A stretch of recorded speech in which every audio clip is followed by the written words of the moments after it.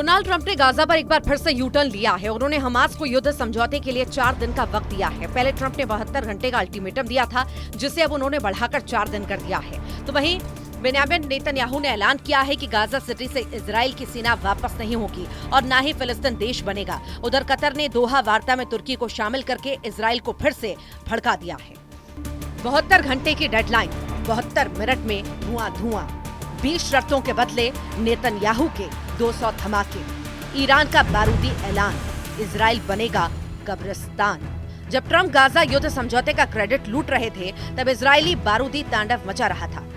जब ट्रंप ने नेतन्याहू को युद्ध समझौते के लिए तैयार किया, तब गाजा में मौत नाच रही थी। जंगी जेट बारूद बरसा रहे थे, मिसाइल धमाके पहले की तरह हो रहे थे। गाजा की गलियों में इजराइल के टैंक गोले दाग रहे थे। समझौते के ऐलान के बाद भी इजराइल रुका नहीं।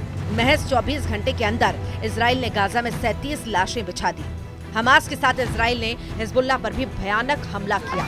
उधर हमास ने ये कहकर युद्ध के भीषण दौर में जाने की गारंटी दी है कि उसे ट्रंप का पीस प्लान पता नहीं, यानी दोनों खेमे खून खराबे के लिए उतावले हैं। तो फिर ट्रंप किस बात से चैंपियन बन रहे हैं? क्यों ट्रंप गाजा युद्ध पर सच नहीं स्वीकार कर रहे?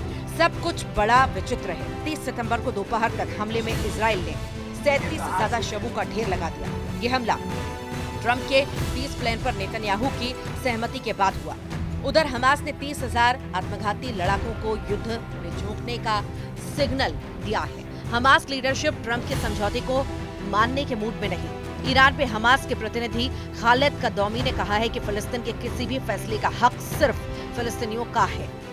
हमास को ट्रंप के पीस प्लान में खामियां ही खामियां दिख रही हैं, तो नेतन्याहू ने भी अपना स्टैंड बदल लिया है। हमास समर्थक अलग अलग फाइटर ग्रुप ट्रंप के प्लान पर भड़के हुए हैं। गाजा में ट्रंप के समझौते को अमेरिका और इजराइल को मुनाफे का बताया जा रहा है, तो वहीं पीएम नेतन्याहू ने भी साफ कर दिया है कि फिलिस्तीन देश नहीं बनने देंगे। ट्रंप के सुझाए समझौते में भी इसका कहीं कोई जिक्र नहीं है। ट्रंप की 20 पॉइंट गाजा डील का यूरोप और अरब देशों में जमकर वाहवाही हुई है, लेकिन जिनके बीच समझौता होना है वहाँ सब ठीक नहीं। फिलिस्तीनी इस्लामिक जिहाद समूह के चीफ ने ट्रंप के पीस प्लान को अरब वर्ल्ड की तबाही बता डाला है। ईरान समर्थित लड़ाका ग्रुप के चीफ जियाद अल नखाला ने कहा है कि गाजा पर अमेरिका और इजराइल की घोषणा क्षेत्रों को उड़ाने का नुस्खा है। कुछ विदेशी नेता इस योजना को लेकर आशावादी हैं, लेकिन ये इजराइल को फिलिस्तीन पर लगातार हमले का नुस्खा बनेगा। ट्रंप ने गाजा पीस प्लान पर 8 मुस्लिम देशों को पहले ही मना लिया था, मगर ईरान जो कि सबसे बड़ा फैक्टर है, वो ट्रंप के काबू में नहीं आ रहा। जाहिर है ईरान से बैकअप मिलता रहा तो हमास फिर से बारूदी घमासान शुरू कर सकता है। फिलहाल लड़ाका ग्रुप अपनी ताकत बढ़ाने में जुटा है। ट्रंप ने गाजा डील में शर्त रखी है कि हमास को अपने हथियारों को नष्ट करना होगा। हथियारों को नष्ट करने का मतलब ये समझना सही होगा कि हमास को अपनी ताकत को छोड़ना होगा। लेकिन फाइटर ग्रुप ने हाल ही के दिनों में हथियार में इजाफा किया है। INSS के मुताबिक युद्ध की शुरुआत में हमास के पास हजारों हल्के हथियार थे, जैसे Kalashnikov, assault rifle, sniper rifle, machine gun और बड़ी मात्रा में ग्रेनेड। INSS के मुताबिक 7 अक्टूबर को हमास की बटालियनों के पास बड़े पैमाने में एंटी टैंक हथियार थे। इन हथियारों में RPG, रॉकेट लॉन्चर और कई तरह की घातक कॉर्नेट मिसाइलें शामिल थी। INSS के मुताबिक युद्ध की शुरुआत में हमास के पास 30,000 रॉकेट और मिसाइलें थी। उनमें से ज्यादातर शॉर्ट रेंज लगभग 10 किलोमीटर तक और कुछ मीडियम रेंज यानी लगभग 40 किलोमीटर तक, वहीं कुछ लॉन्ग रेंज लगभग 250 किलोमीटर तक मार करने वाली मिसाइलें थी। लेकिन अब हमास के पास फोटोग्राफी और हमले करने वाले ड्रोन भी मौजूद हैं। AP की रिपोर्ट के मुताबिक हमास के पास जो हथियार हैं, उनका ब्यौरा कुछ यूं है। हमास के पास मेड इन ईरान स्नाइपर राइफलें हैं। चीन और रूस की बनी AK-47 असॉल्ट राइफलें हैं, तो वहीं नॉर्थ कोरिया और बुल्गारिया में बने रॉकेट लड़ाका ग्रुप इस्तेमाल करता रहा है। हमास को ग्रेनेड और गाजा में गुप्त एंटी टैंक रॉकेट की सप्लाई उत्तर कोरिया से होती है।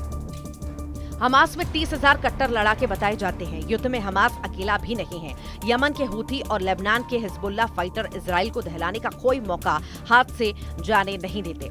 इजराइल को उलझाने के लिए हूथी और हिजबुल्लाह लगातार हमले करते हैं।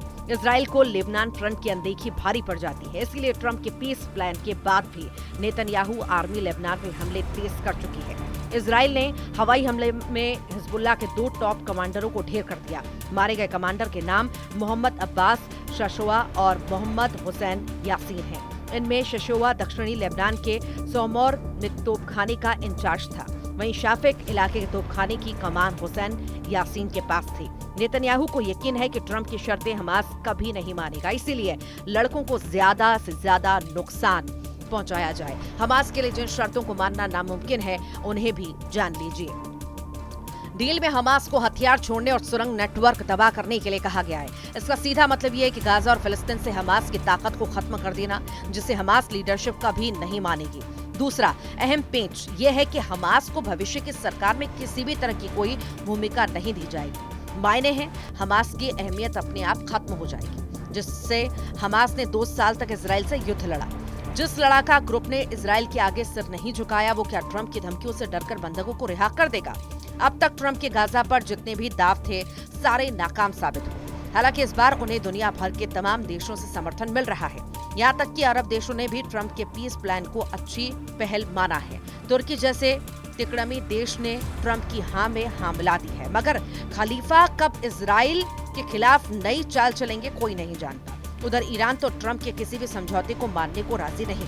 इजराइल के दुश्मन फाइटर ग्रुप युद्ध खत्म करने की मूड में नहीं है, यानी लड़ाई का नया अध्याय ज्यादा विनाशकारी साबित हो सकता है।